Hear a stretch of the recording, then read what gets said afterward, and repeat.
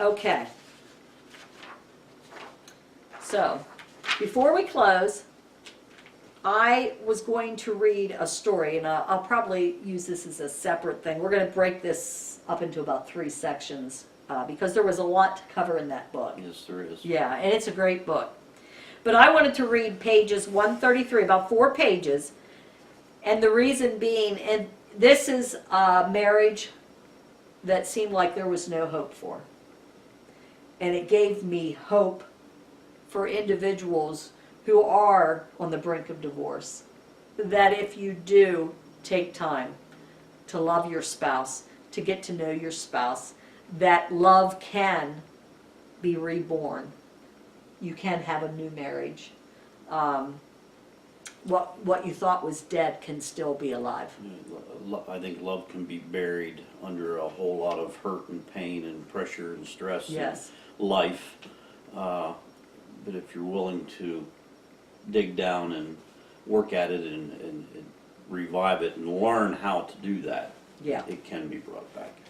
So I'm going to read this story. Doug, don't fall asleep. I know you're tired, but hang in there, honey bun.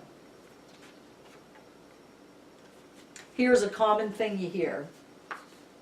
It could be a her or a him saying this, but this is a man. I just don't love her anymore. Have you heard people say that? Yes. I just don't love him anymore. I don't love her anymore. Brent was in my office, stone-faced and seemingly unfeeling. He had come not by his own initiative, but by my request. A week earlier, his wife, Becky, had been sitting in the same chair, crying. Between her outburst of tears, she managed to verbalize that Brent had told her that he no longer loved her and that he was leaving. She was devastated. When she regained her composure, she said, "We have both worked so hard for the last 2 or 3 years. I knew that we were not spending as much time together as we used to, but I thought we were working for a common goal. I cannot believe what he is saying. He has always been such a kind and caring person. He is such a good father to our children," she continued. "How could he do this to us?" I listened as she described their 12 years of marriage. It was a story I had heard many times before.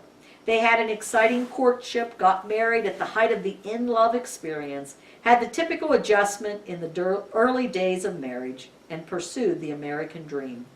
In due time, they came down off the emotional high of the in-love experience, but did not learn to speak each other's love language sufficiently.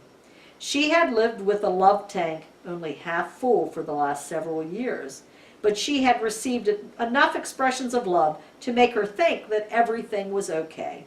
However, his love tank was on empty. I told Becky that I would see Brent if he would talk with me. I told Brent on the phone. As you know, Becky came to see me and told me about her struggle with what is happening in the marriage. I want to help her, but in order to do so, I need to know what you are thinking. He agreed readily and now sat in my office. His outward appearance was in stark contrast to Becky's. She had been weeping uncontrollably, but he was stoic. I had the impression, however, that his weeping had taken place weeks or perhaps months ago, and that it had been an inward weeping. The story Brett told confirmed my hunch. "I just don't love her anymore," he said. "I haven't loved her for a long time. I don't want to hurt her, but we are not close. Our relationship has become empty. I don't enjoy being with her anymore. I don't know what happened. I wish it were different, but I don't have any feelings for her." Brent was thinking and feeling what hundreds of thousands of husbands have thought and felt through the years. It's the "I don't love her anymore" mindset that gives men the emotional freedom to seek love with someone else. The same is true for wives who use the same excuse. I sympathize with Brett, for I have been there. Thousands of husbands and wives have been there, emotionally empty, wanting to do the right thing, not wanting to hurt anyone, but being pushed by their emotional needs to seek love outside the marriage. Fortunately, I had discovered in the early years of my own marriage the difference between the in-love experience and the emotional need to feel love. Most in our society have not yet learned the difference. The in-love experience that we discussed in Chapter 3 is on the level of instinct. It is not premeditated. It simply happens in the normal context of male-female relationships. It can be fostered or quenched, but it does not arise by conscious choice. It is short-lived, usually 2 years or less, and seems to serve for humankind the same function as the mating call of the Canada goose. I just love that. It serves as a mating call. So for the first 2 years, folks, you're in the it serves as a mating call, much like the Canada goose stage. The in-love experience temporarily meets one's emotional needs for love. It gives us the feeling that someone cares, that someone admires us and appreciates us. Our emotions soar with the thought that another person sees us as number one, that they are willing to devote time and energies exclusively to our relationship. For a brief period, however long it lasts, our emotional need for love is met. Our tank is full. We can conquer the world.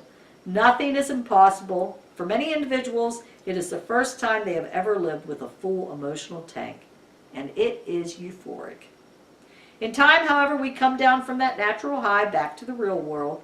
If our spouse has learned to speak our primary love language, our need for love will continue to be satisfied. If, on the other hand, they do not speak our love language, our tank will slowly drain, and we will no longer feel loved. Meeting that need in one spouse is definitely a choice. If I learn the emotional love language of my spouse and speak it frequently, she will continue to feel loved. When she comes down from the obsession of the in-love experience, she will hardly even miss it because her emotional love tank will continue to be filled. However, if I have not learned her primary love language or have chosen not to speak it, when she descends from the emotional high, she will have the natural yearnings of unmet emotional needs. After some years of living with an empty love tank, she will likely fall in love with someone else, and the cycle will begin again. Meeting my wife's need for love is a choice I make each day. If I know her primary love language and choose to speak it, her deepest emotional needs will be met, and she will feel secure in my love. If she does the same for me, my emotional needs are met, and both of us live with a full tank, in a state of emotional contentment. Both of us will give our creative energies to many wholesome projects outside the marriage while we continue to keep our marriage strong and exciting. So, he's turning back to Brent now. With all of that in mind, I looked back at that deadpan face of Brent, and I wondered if I could help him. I knew in my heart that he was probably already involved with another in-love experience. I wondered if it was in the beginning stages or at its height. Few men who suffer from an empty emotional love tank leave their marriage until they have prospects of meeting that need somewhere else. Brent was honest and revealed that he had been in love with someone else for several months. He had hoped that the feelings would go away and that he could work out things with his wife. But things at home had gotten worse, and his love for the other woman had increased. He could not even imagine living life without his new lover. I sympathized with Brent in his dilemma. He sincerely did not want to hurt his wife or children, but at the same time he felt that he deserved a life of happiness. I told him the statistics, that the divorce rate is higher in second marriages. He was surprised to hear that, but was certain that he would beat the odds. I told him about the research on the effects of divorce on children. But he was convinced that he would continue to be a good father to his children and that they would get over the trauma of divorce. I talked to Brent about the issues in this book and explained the difference between the experience of falling in love and the deep emotional need to feel love. I explained the 5 love languages and challenged him to give his marriage another chance. All the while, I knew that my intellectual and reasoned approach to marriage compared to the emotional high that he was experiencing was like pitting a BB gun against an automatic weapon. He expressed appreciation for my concern and asked that I do everything possible to help Becky. But he assured me that he saw no hope for their marriage. 1 month later, I received a call from Brent. He indicated that he would like to talk with me again. This time when he entered my office, he was noticeably disturbed. He was not calm. He was not a cool man, not the cool man I had seen before. His lover had become to come down off that emotional high. Woohoo! And she was observing things in Brett that she just did not like. She was withdrawing from the relationship, and he was crushed. I just don't feel sympathy for Brent right now, but I can, I don't. Tears came to his eyes as he told me how much she meant to him and how unbearable it was to experience her rejection. I listened for an hour before Brent ever asked for my advice. I told him how sympathetic I was to his pain and indicated that what he was experiencing was the natural emotional grief from a loss, and that the grief would go away, but not overnight. I explained, however, that the experience was inevitable. I reminded him of the temporary nature of the in-love experience, that sooner or later we always come down from the high to the real world. Some fall out of love before they get married, others often after they get married. He agreed that it was better now than later. After a while, I suggested that perhaps the crisis was a good time for him and his wife to get some marriage counseling. I reminded him that true, long-lasting emotional love is a choice, and that emotional love could be reborn in his marriage if he and his wife learn to love each other in the right love languages. He agreed to marriage counseling, and 9 months later, Brent and Becky left my office with a reborn marriage. When I saw Brent 3 years later, he told me what a wonderful marriage he had and thanked me for helping him at a crucial time in his life. He told me that the grief over losing the other lover had been gone for more than 2 years. He smiled and said, "My tank has never been so full, and Becky is the happiest woman you are ever going to meet." Fortunately, Brett was the benefactor of what I call the disequilibrium of the in-love experience. That is, almost never do two people fall in love on the same day, and almost never do they fall out of love on the same day. You don't have to be a social scientist to discover that truth. Just listen to country music.